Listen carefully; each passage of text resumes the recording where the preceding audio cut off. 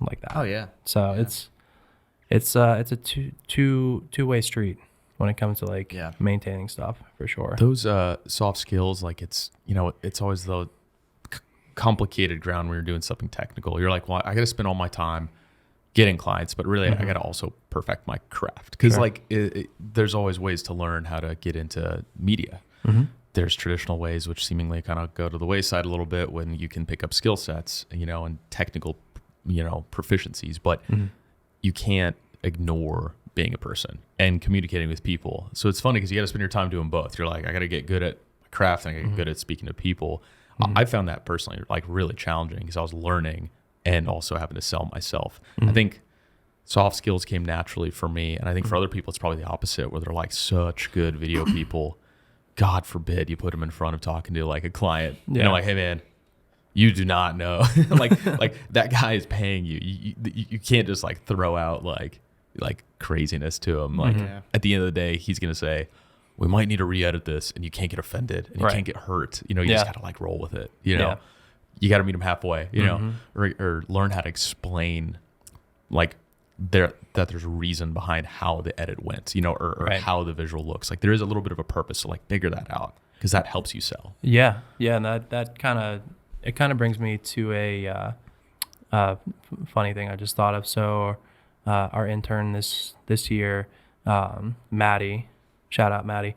One of the things that I asked her was like, so hey, like in your time that you've been like working with us, like what is one thing that you have taken away the most? And she's like, honestly, the way that you guys like talk to clients and like handle problems and like problem solving like on the shoot goes a long way. Like so we were doing a interview and like branding shoot and stuff like that for this interview or this agent team that we were doing a couple months ago, and I can't remember what the problem was, but basically she was just like, oh, I didn't know XYZ, and like I calmed her down, everything was good, kind of like put her headspace into like more of a like a calm state, if you will.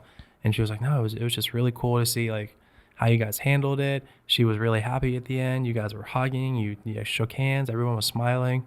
So it was like, yeah, I've learned a lot of cool camera stuff, but like just the way that you guys have like interacted with people and like kept them happy is like, that's the worth weight in gold. Yeah. So, that made me feel good. Shout out Maddie.